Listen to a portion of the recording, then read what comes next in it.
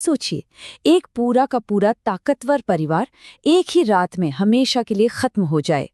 आज के इस विश्लेषण में हम हरियाणा के एक ऐसे ही दिल दहला देने वाले खूनी खेल की तह तक जाएंगे। पावर, धोखा और अपनों का ही खून।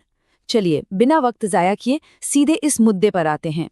जरा सोच कर देखिए, किसी इंसान के जहन में कितना अंधेरा होना चाहिए कि एक बेटी अपने ही सगे परिवार को, यहाँ तक कि मासूम बच्चों को भी नशे की दवा देकर मौत के घाट उतार दे, और वो भी सिर्फ और सिर्फ प्रॉपर्टी के लिए।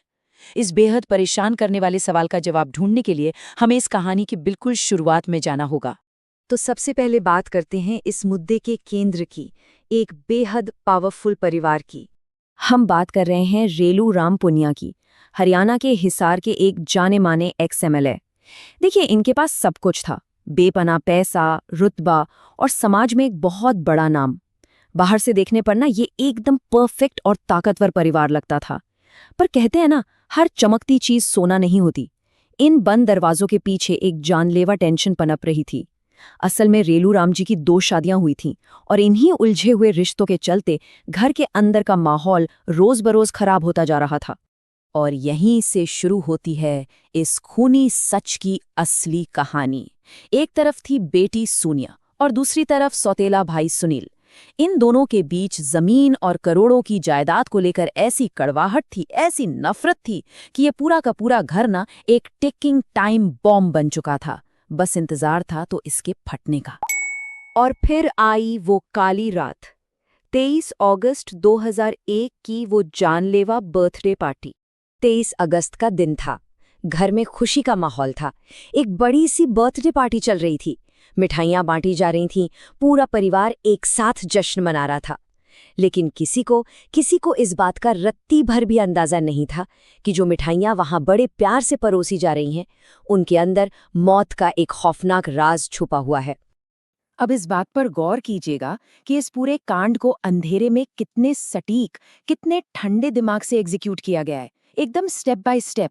पहले मीठी खीर में भारी मात्रा में नशा मिलाया गया, फिर सबके बेहोश होने का चुपचाप इंतजार किया गया, और आखिर में जब सब गहरी नींद में थे, तब लोहे की रॉड से उन पर बेरहमी से हमला किया गया, बिल्कुल मर्सिलेसली।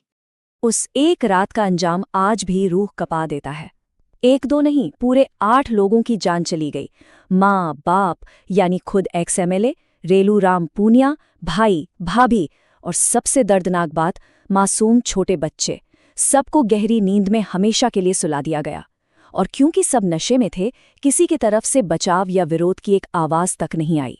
जब अगली सुबह घर के नौकर ने दरवाजा खोला ना, तो जो सच्चाई सामने आई वो किसी भयानक नाइटमेयर से कम नहीं थी। उसने देखा कि पूरा घर, लिटरली पूरा घर खून से भरा हुआ था। लाशें अलग अलग कमरों में बिखरी पड़ी थी। ये एक ऐसा मंजर था जिसे बयान करने के लिए शब्द कम पड़ जाते हैं। पर अब सबसे बड़ा सवाल ये था कि आखिर इस सबके पीछे था कौन। चलिए देखते हैं जांच और खुलासों का अगला दौर। पुलिस को इन्वेस्टिगेशन के दौरान घर में सोनिया मिली, और वो भी अपने कमरे में बेहोश हालत में। ऐसा लग रहा था जैसे उसने जहर खा लिया हो। पहली नजर में देखा जाए तो यही लगेगा कि या तो वो भी इस हमले का शिकार हुई है, या फिर अपना पूरा परिवार खोने के सदमे में उसने खुदकुशी करने की कोशिश की है।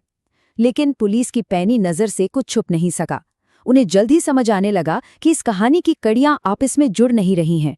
कुछ तो बहुत गलत था।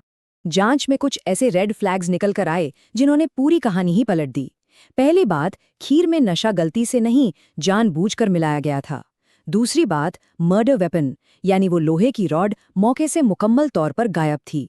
और तीसरी सबसे अजीब बात थी सोनिया का बर्ताव और उसका वो जहर खाने का झूठा नाटक। इन सबूतों ने इस थ्योरी की धज्जियां उड़ा दी कि ये किसी बाहरी दुश्मन का काम था। कड़ी पूछताछ हुई और जो सच निकलकर सामने आया उसने सबको हिलाकर रख दिया। ये कोई अचानक गुस्से में आकर किया गया मर्डर नहीं था। ये एक पूरी तरह से सोची समझी साजिश थी, एक प्री प्लान मैसेकर, जिसे किसी और ने नहीं बल्कि खुद सोनिया और उसके पति संजीव कुमार ने मिलकर अंजाम दिया था। और इस इतने बड़े खूनी खेल का सिर्फ एक ही मकसद था, परिवार की एस्टेट और जायदाद को पूरी तरह से हड़प लेना। असली कातिल तो पकड़े गए, लेकिन क्या उन्हें तुरंत सजा मिली? आइए इस कानूनी दांव पेच के लंबे सफर पर एक नजर डालते हैं।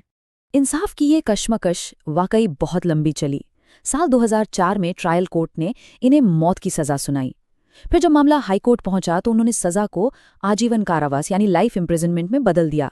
बात आगे बढ़ी और सुप्रीम कोर्ट तक गई तो वहां से दोबारा मौत की सजा बरकरार रखी गई। लेकिन सबसे बड़ा ट्विस्ट जानते हैं कब आया? साल 2014 में। सिस्टम की तरफ से फांसी देने में ऐसी और इतनी देरी हुई कि उस डिले का फायदा उठाते हुए आखिरकार इनकी डेथ पेनल्टी को वापस लाइफ इम्प्रिजनमेंट में तब्दील कर दिया गया।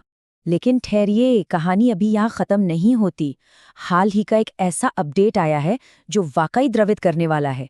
एक ही रात में 8 जिंदगियां बेरहमी से खत्म करने के दशकों बाद सोनिया और संजीव ने कोर्ट में अपनी जल्दी रिहाई यानी अर्ली रिलीज की मांग की। और सबसे हैरानी की बात तो ये है कि कोर्ट ने उन्हें इंटरिम बेल भी दे दी। आज भी ये केस सुप्रीम कोर्ट में चल रहा है। जरा सोचिए, इतने संगीन जुर्म के दोषी एक बार फिर से आम समाज में घूम सकते हैं। ये तथ्य ही अपने आप में डरावना है। लेकिन इन सब के बावजूद इस विश्लेषण के आखिर में एक पहलू है जो आज भी अनसुलझा है, एक अधूरा सवाल। एक सवाल जो इस पूरी इन्वेस्टिगेशन के आसपास एक साए की तरह मंडराता रहता है।